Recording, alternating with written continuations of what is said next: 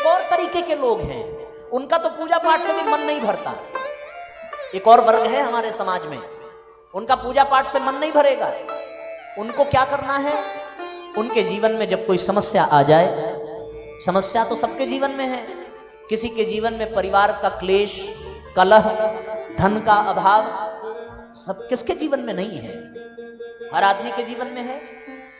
कोई ये कह नहीं सकता कि हमारे परिवार में बहुत शांति है, कोई ये कह नहीं सकता कि हमारे पास पर्याप्त धन है, कोई ये नहीं कह सकता कि हमारे घर में सब लोग स्वस्थ हैं। सबके घर में स्वास्थ्य की समस्या है, सबके घर में पैसे का हमेशा अभाव बना हुआ है, सबके परिवार में मनमुटाव आपस में रहता ही है।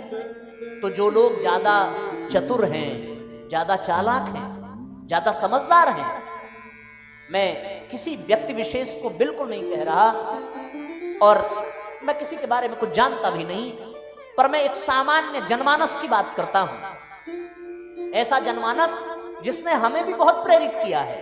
हमें भी लोग हमसे भी आके कहते थे, क्या कहते थे, तो अपनी अपनी समस्याओं का वो निदान पाने की कोशिश करते हैं और इसमें बुरा भी नहीं है। घर में समस्या हो तो घर की शांति के लिए, धन के आपूर्ति के लिए, स्वास्थ्य की रक्षा के लिए बार बार प्रयास करना चाहिए, बार बार कोशिश करनी चाहिए।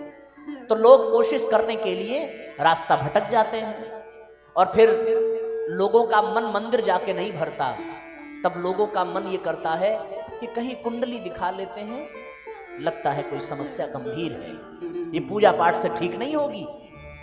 किसी की कुंडली से भी न मन भरे तो फिर वो हाथ दिखाने चले जाएंगे, हाथ दिखाने से न मन भरे तो वो किसी ज्योतिष के यहां चले जाएंगे। स्वागत है, ज्योतिष भी एक बड़ी अच्छी विद्या है, हस्तरेखा विज्ञान भी अपना एक विज्ञान है, इसकी कोई कमी हम नहीं कह रहे, कोई बुराई नहीं कह रहे। ये विद्या है, ये विद्या रहेगी, इसका प्रभाव है। ज्योतिष के पास जाएंगे और फिर ज्योतिष देख करके वो बताएंगे आपको उपाय। महाराज घर में बड़ी अशांति चल रही है, पति पत्नी में जमती नहीं है, क्या करें? तो महाराज आपको उपाय बता देंगे। क्या उपाय बता देंगे? आपके गांव में कोई पीपल का पेड़ है? हाँ हाँ है। आप सूती धागा ले लेना। ठीक है महाराज। क्या करेंगे? उसको पीले रंग से रंग लेना। बिल्कुल महाराज। और इसको 5 बार पीपल के पेड़ में बांधना। बिल्कुल महाराज। और मंगलवार को एक बंदर पकड़ लेना और महाराज उसको चना खिलाना। घर में शांति आ जाएगी। घर में शांति किसकी वजह से जा रही थी? हमारी वजह से। और जिसकी वजह से शांति बिगड़ रही थी वो पीपल में धागा बांध रहा है। जिसकी वजह से शांति खत्म हो रही थी वो गांव में बंदर खोज रहा है, वो गांव में बंदर खोज के चना खिला रहा है। तो जब झगड़ा करने वाला पीपल में धागा बांध रहा है तो घर में शांति रहेगी ही। लेकिन जब धागा बांध के वापस आएगा तब चना खिला के कभी तो आंगन में आएगा, और अगर आंगन में आएगा तब फिर झगड़ा होगा कि नहीं होगा? करने वाला तो वही है। हुआ झगड़ा, अरे ये कौन सा 1 महीना बीत गया धागा बांधते बांधते, धागा खत्म, पीपल का पेड़ खत्म, बंदर ऊब गए चना खाते खाते, झगड़ा खत्म नहीं हुआ। क्यों नहीं खत्म हुआ? ये ज्योतिष गड़बड़ है, दूसरी जगह दिखाओ। तो कोई पता चल जाएगा। लखनऊ में बहुत अच्छे हैं, आगरा में बहुत अच्छे हैं, बनारस के ज्योतिष बड़े प्रसिद्ध हैं, उनके पास चलो। चलो भैया, वहां गए। उसने एक तीसरा उपाय, पीपल के पेड़ में किसने कह दिया बांधने के लिए? जब घर में अशांति हो तो बेल के पेड़ में बांधना चाहिए। अब पीपल का पेड़ छोड़ के आदमी बेल का पेड़ खोज रहा है, तो जब तक खोजने में लगा रहेगा तब तक झगड़ा बंद रहेगा। जिस दिन खोज के आ गया घर में उस दिन झगड़ा चालू। अब ये बात दूसरों की अच्छी लगेगी।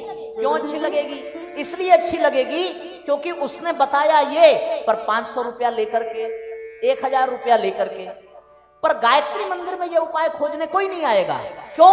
क्योंकि यहां निःशुल्क बताया जा रहा है। और बताया क्या जा रहा है? वहां यह बताया जा रहा है कि झगड़ा पीपल में धागा बांधने से नहीं होगा, झगड़ा रुकेगा अपना व्यवहार सुधारने से, झगड़ा रुकेगा अब शब्द को रोकने से, झगड़ा सुधरेगा कम बोलने से। बोलना छूटा नहीं, अब शब्द हमने छोड़ा नहीं, क्रोध और सोचते हैं झगड़ा बच जाए, पर गायत्री परिवार में नहीं आएंगे। क्यों नहीं आएंगे? गायत्री परिवार कौन सा परिवार है? ये कौन सा मंदिर है? वहां के पुजारी तो नीच जाति के हैं, ये हैं, वो सबको हवन करा देते हैं। वो जब देखो तब गायत्री जपने के लिए कहते हैं। महाराज गायत्री जपने से झगड़ा खत्म हो जाएगा, ये कोई मानने वाली बात है? मत मानो, लड़ते रहो, लड़के मर जाओ, आपका भी कल्याण हो और आपके बहाने ज्योतिष का भी कल्याण हो, आपके बहाने हाथ देखने वाले का भी कल्याण हो। सबका घर चलना चाहिए, हमें कोई इससे ऐतराज नहीं है। हमारे पास आप आइएगा, हमारे गुरुदेव के पास आइएगा, तो हम तो धागा बांधने के लिए भैया नहीं कहेंगे, हम तो एक ही बात कहेंगे, वाणी का संयम करो, क्रोध पर नियंत्रण करो, तभी घर में शांति आएगी। ये अगर न कर सके तो चाहे जितना धागा बांध लो और चाहे जितना चना खिला लो, कभी शांति आने वाली। फिर लोग समस्या अपनी गिना देते हैं। और अच्छा, ज्योतिष लोगों ने तो भी जान लिया है, घर घर की एक समस्या है। वो आपका हाथ देखेंगे ऐसे एकदम ऐंठ, थोड़ा प्रकाश में ले आना भैया, वो ऐसे देखेंगे कि आपको लगेगा अरे बाप रे, लगता कई जन्म का पढ़ रहे हैं। देखेंगे और देख करके पहली बात उनके मुख से यही निकलेगी, सब तो ठीक है आपके हाथ में, पैसा भी आप अच्छा कमाते हैं, लेकिन घर में पैसा रुकता नहीं है। हाँ महाराज, एकदम सही बात, पैसा रुकता नहीं है, पता नहीं कहां चला जाता। अरे आप देवता हैं, आप भगवान हैं, आप कैसे जान गए? तो फिर महाराज उपाय बताइए। अब वो उपाय बताएंगे क्या? अपने घर के दरवाजे पर एक हम काला ताबीज सिद्ध करके दे रहे हैं, आप इसको दरवाजे पर टांग देना। आप जैसे ही घर से बाहर निकलेंगे, आप तो निकल जाएंगे, लेकिन आपका पैसा घर में रह जाएगा। आपके घर की लक्ष्मी की टांग टूट जाएगी, वो हमेशा आपके घर में ही रहेंगी, बाहर निकल ही नहीं पाएंगी, पैसा आपका बचा रहेगा। और आदमी यही करता है। अब आप गायत्री परिवार में आइए, गायत्री परिवार में कोई ताबीज नहीं मिलेगा, गायत्री परिवार में कुछ नहीं कहा जाएगा कि इसको टांग देना। गायत्री परिवार में आपको बताया जाएगा क्या? गायत्री परिवार में बताया जाएगा कि भैया अगर पैसा बचाना है तो सादगी भरा जीवन जीना पड़ेगा। आप कहेंगे सादगी भरा मतलब? तो सादगी भरा मतलब ऐसा कि अगर हमारे 2026 में रिश्तेदारी में 4 जगह शादी पड़ जाए, कितने जगह? जोर से बोलो, 4 जगह शादी पड़ जाए, तो आदमी करता क्या है? सुनिए जी, तो वो कहेंगे हाँ जी। आप एक बात बताइए, पिछली शादी में भी मैं यही साड़ी पहन के गई थी, इतनी सारी फोटो हमारी खींची गई, अब अगली शादी में फिर यही पहन के जाऊंगी, बेइज्जती नहीं होगी? मतलब जितनी शादी पड़े उतनी साड़ी। तो अब भैया साड़ी की तो दिक्कत कम है, साड़ी तो 1000-2000 में मिल जाएगी, झंझट तो तब बढ़ जाती है जब साड़ी के जैसा ब्लाउज चाहिए, साड़ी के जैसा नेकलेस चाहिए, साड़ी के जैसा स्टॉल चाहिए, तो फिर कान में का चाहिए। अब बवाल चालू। अब आदमी करेगा क्या? आदमी या तो उधार लेगा, और अगर सरकारी नौकरी में तो भ्रष्टाचार करेगा। तो बीवी को साड़ी दिलानी है और साड़ी के हिसाब से नेकलेस दिलाना है, और फिर बीवी मुंह बा के कहे पैसा बचता नहीं है। पैसा कैसे बचेगा जब हर बार साड़ी खरीदनी है? तो लो, भगवान ने हाथ पैर दिया था, घर में नाश्ता बनाना, भोजन बनाना, स्वस्थ आहार लेना, खा पी करके मजे में रहना। आजकल नए नए तरीके निकल गए, एक तो निकल गया जोमेटो, एक निकल गया स्विगी, और अब क्या? अरे आज संडे है, आज घर में नहीं मन है, तो क्या करें? ऑर्डर कर दीजिए। घर में जो मैगी साला बने 10 रुपया में, वो जोमेटो से आवे 70 रुपया में, और फिर आप ये कहिए पैसा बचता नहीं है, पैसा रुक नहीं रहा है। पैसा कहां जा रहा है? पैसा मैगी में जा रहा है। घर में आप वही हलवा बना लीजिए गाजर का, तो वो गाजर का हलवा 20 रुपए में गाजर आ जाए, 50 रुपए में खोआ आ जाए, और फिर आधे घंटे में हलवा बन जाए। और आप अब गाजर का हलवा ऑर्डर कर दीजिए, अब वो आवे 1 कटोरी भैया 4 चम्मच गिन के, और कितने का? 80 रुपए। और फिर ताव दे करके फिर लोग घर के कहें हमारे यहाँ तो हफ्ते में एक दिन बाहर से आता है, हैं? ये सब जाके ज्योतिष को नहीं बताएंगे, कहेंगे पैसा रुक नहीं रहा है। तो गुरुजी ने क्या कहा? गुरुजी ने कहा सादा जीवन, उच्च विचार, सादगी भरा जीवन जीना, प्रदर्शन मत करना। एक कपड़े में काम चल जाए चला लेना। गुरुजी ने सादा जीवन जीने के लिए कहा, और अगर हम सादा जीवन जीते तो पैसा आपका कम पड़ता क्या? नहीं पड़ता। उसका 2 तल्ले का मकान बन गया, हमारा अभी 1 ही तल्ले का है। चाहे लोन लीजिए, लेकिन उसके छत से ऊंची छत हमारी होनी चाहिए। उसकी 5 सीटर है, हमारी 7 सीटर होनी चाहिए। लो, और फिर आपका ही 1 पैसा बच जाए। क्या तकलीफ थी? ये तकलीफ आपके दिमाग में भरा कौन? जिस दिन आप ज्योतिषी के पास गए, जिस दिन आप तांत्रिक फांत्रिक के पास गए, उसी दिन अगर वो आपको डांट के भगा देता तो शायद आप सही रास्ते पर आ जाते। लेकिन वो बेचारा डांटे कैसे? उसके यहां भी तो दिक्कत है, क्यों है कि नहीं है? उसके यहां भी तो है। तो वो कहेगा कि ओ आइए, आते जाइए और हमारा घर भरते जाइए, अपना घर खाली करते जाइए, काम खत्म हो गया काम। और फिर आपको कोई आके ये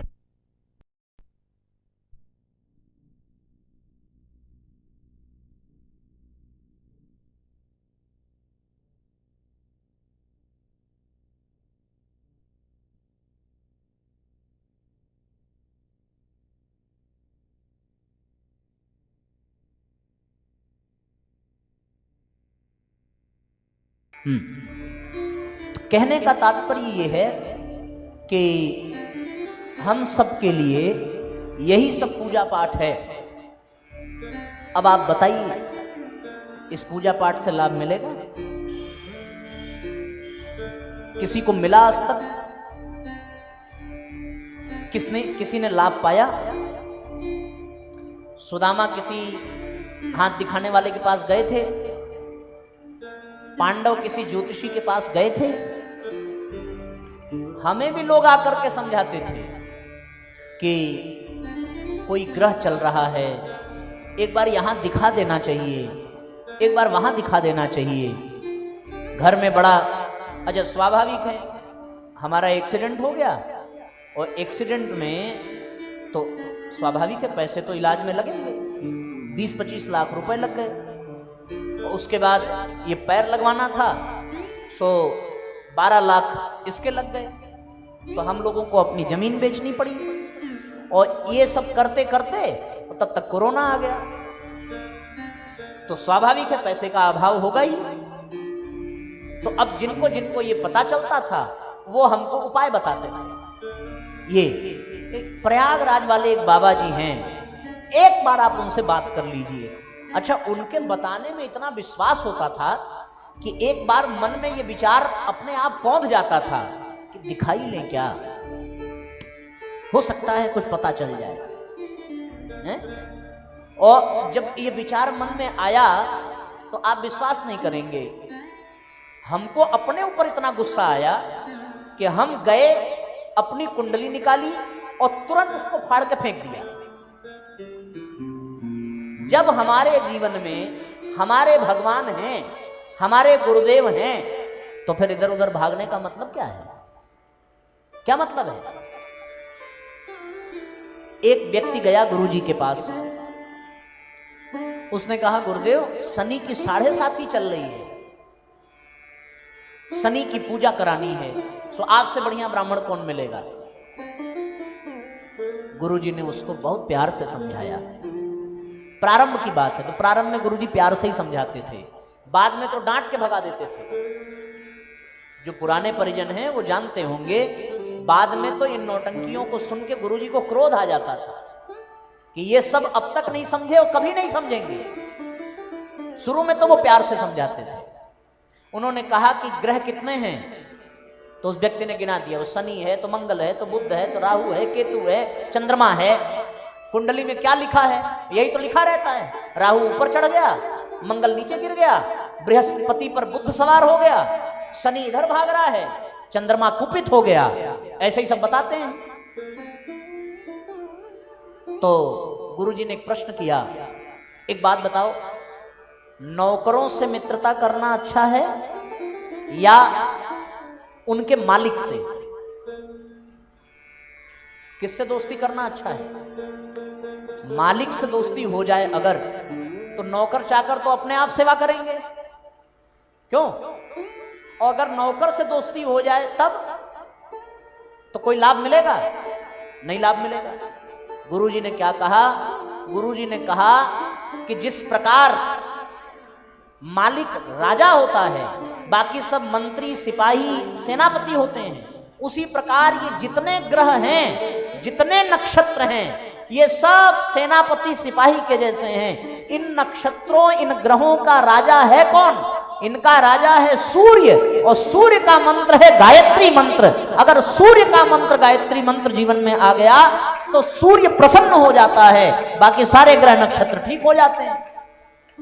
पर ये बात ऐसे सामान्य तरीके से कह दी जाएगी तो कम समझ में आएगा। अब इसी को हम थोड़ा लपेट करके कहें कि गुरुवार के दिन घर से आधा किलोमीटर दक्षिण दिशा की ओर जाकर के 15 मिनट मन में कोई सुनने ना पाए, और ध्यान रखना किसी को बताना मत, 5 बार परिक्रमा करके और 15 मिनट गायत्री मंत्र बोलना, केवल 10 दिन, 10 गुरुवार आप ये कर लीजिए, आपको आराम मिल जाएगा। तो देखिए आधी से अधिक संख्या इसमें लग जाएगी। और यही बात हम सामान्य तरीके से कहेंगे कि भैया प्रतिदिन 15 मिनट गायत्री मंत्र का जप किया करो, तो ये बात किसी को पचेगी नहीं। गायत्री मंत्र ही एक है, 15 मिनट माला लेकर के। अरे कोई और विधि हो तो बताइए, तो भैया आप यहां से चले जाइए, आपको यहां बैठने से फिर कोई लाभ नहीं है। क्यों? क्योंकि हम कल ही आपको बोल चुके थे कि हम 2 पल की खुशी वाली कथा आपको नहीं सुनाएंगे, हम तो वही सुनाएंगे जिससे आपका पूरा जीवन आनंदित हो जाए। और वो यही है कि आप ग्रह नक्षत्रों के, इनकी पूजा, उनकी पूजा, इनके चक्कर में, उनके चक्कर में आप भटकते रहिए, आपका जीवन बीत जाएगा, पर आपके जीवन में न कभी समस्या खत्म होगी, न कभी शांति आएगी। आएगी कब? जब आप पूजा पाठ से ऊपर उठेंगे और आप गायत्री मंत्र की उपासना में लगेंगे। ये बात चाहे आप आज मान लीजिए, चाहे 5 साल बाद मानिए, और चाहे 100 साल बाद मानिए, अगर आपको अपने जीवन में सुकून और शांति चाहिए और समस्याओं का समाधान चाहिए, तो केवल और केवल यही एक रास्ता है, दूसरा न कोई रास्ता बना है, न कभी भविष्य में बनेगा। गायत्री मंत्र के अतिरिक्त दूसरा कोई विकल्प है ही नहीं, ये जान लीजिए। और ये बात हम इसलिए नहीं कह रहे हैं कि हम गायत्री परिवार से जुड़े हैं। गायत्री परिवार में हमें कोई पेंशन नहीं मिल रही है, और न गायत्री परिवार के लोग हमें इस काम में लगा करके रखे हैं कि आप ऐसा करिए, हम आपको इतना महीने का खर्च देते रहेंगे। ये बात हम इसलिए कह रहे हैं कि ये हमने अपने जीवन में उतारा है, उतार करके देखा है, और ये हमारे जीवन का अनुभव है। और अनुभव आपसे इसलिए कह रहे हैं क्योंकि आप इस समय हमारे श्रोता बन करके बैठे हैं। वक्ता का ये उत्तरदायित्व है कि वो अपने श्रोता के कल्याण की ही बात करे, और जिसमें उसका हित हो वही उपाय उसको बतावे। इस धर्म के नाते हम आपको ये बात बता रहे हैं कि अगर आप अपने जीवन का दिन भर का 3 घंटा यहां हमें दे रहे हैं, तो वो 3 घंटा आपके आने वाले 3 पीढ़ियों का कल्याण कर दे, ऐसा हमारा प्रयास है। और उसका एकमात्र समाधान और आधार और उपाय है, और वो है गायत्री माता की उपासना। इसके अतिरिक्त दूसरा कोई उपाय नहीं है।